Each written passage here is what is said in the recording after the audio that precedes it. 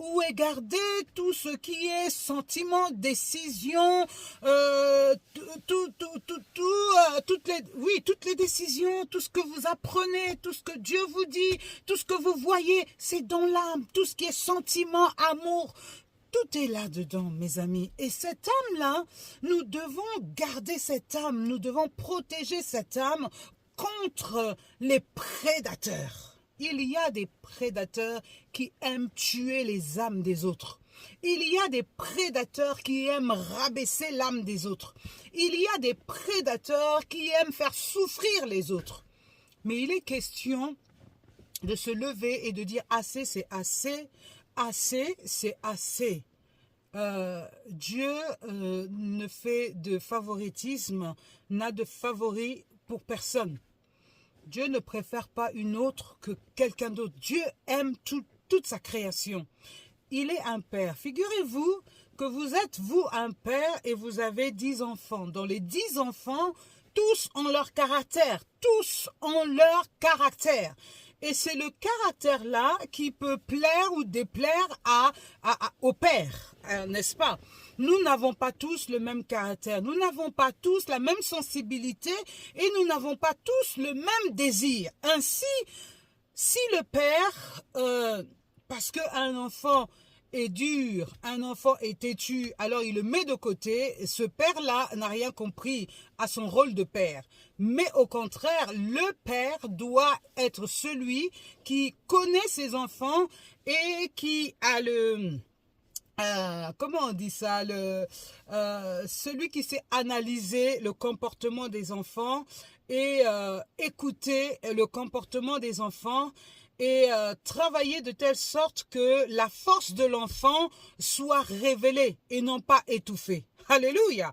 La force de l'enfant doit être révélée et non pas étouffée. Chaque enfant est une bénédiction que Dieu donne aux parents. Quel que soit l'enfant, quelle que soit la têtutesse de l'enfant, quelle que soit la dureté de l'enfant. Vous savez, un enfant est un don du ciel, est un cadeau du ciel. Lorsque l'enfant arrive dans ta vie, il a une mission auprès de toi. Il a une mission auprès de toi. Mais c'est à toi de savoir quelle est cette mission de cet enfant. Ainsi, tu dois sortir de cet enfant le meilleur de lui-même, afin qu'il te devienne un sujet de joie, afin qu'il devienne pour toi et ta famille un sujet de joie. Si cet enfant-là, tu le négliges, tu le mets de côté, mon ami, si ce n'est pas toi qui l'élèves, d'autres vont l'élever. Si ce n'est pas toi qui l'enseigne, d'autres vont l'enseigner. Si ce n'est pas toi qui le félicite, d'autres vont le féliciter. Et vous savez, le cœur de l'homme, le cœur de l'homme est tortueux. Il est tortueux.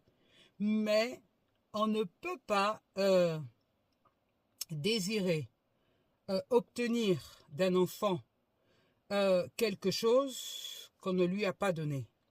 Pour que cet enfant, pour que cet enfant soit pour toi un sujet de joie, donne-lui ce que tu veux qu'il reçoive. Et quand tu le reçois, félicite-le. Quand tu le reçois, parle-lui. Quand tu le reçois, sois plus un ami qu'un père fouettard. Si tu deviens un père fouettard, il ira dehors chercher des gens qui vont l'encourager. Alléluia. Ainsi aujourd'hui, le ciel est ouvert pour tous les parents du monde. Le ciel est ouvert pour tous les parents du monde. Il n'est jamais trop tard de travailler l'éducation de nos enfants.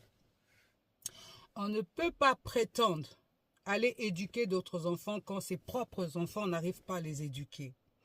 On ne peut pas prétendre aller éduquer les enfants du dehors quand tes propres enfants, tu ne peux pas les éduquer. Ainsi, lorsque le Dieu de gloire te donne des enfants, éduque-les. Éduque-les. Éduque-les. Éduque-les. Si tu ne les éduques pas, la nature révèle les choses cachées. La nature montre les anomalies La nature parle. Les murs parlent. Les murs, mon ami, parlent. Aujourd'hui, Dieu me dit de nous dire, nous qui sommes parents, que nous devons éduquer nos enfants. Lorsque Dieu nous met des enfants entre les mains, c'est pour que, à travers la parole qu'il nous a enseignée, à travers la vie que nous avons eue, parce que nous sommes parents, nous avons vu des choses, nous sommes à même d'éduquer, de montrer, d'enseigner nos enfants. Et donc cela veut dire que tu es le maître de tes enfants et tu dois leur inculquer toutes les leçons que tu as apprises pour que eux demain, lorsqu'ils sont dehors, qu'ils deviennent aussi parents, qu'ils sachent comment se comporter avec leurs propres enfants. Alléluia. C'est un héritage que d'éduquer un enfant. C'est une grande responsabilité. La responsabilité n'est pas seulement de jeter la pierre aux enfants qui n'écoutent pas, mais la responsabilité est de se demander, est-ce que j'ai bien éduqué mes enfants? Si j'avais bien éduqué mes enfants m'écouteraient. Alléluia. Alléluia. Souvent, ce sont les gens qui enseignent qui éduquent mal leurs enfants. Et pourtant, ce sont des enseignants. Et ils éduquent mal leurs enfants. Les enfants sont révoltés. Les enfants sont pas à l'image de ce qu'ils disent. Donc, il y a une fausseté dans l'éducation, dans ce que l'on dit et dans ce que l'on vit exactement. La morale, c'est bon, mais la morale avec des résultats, c'est meilleur.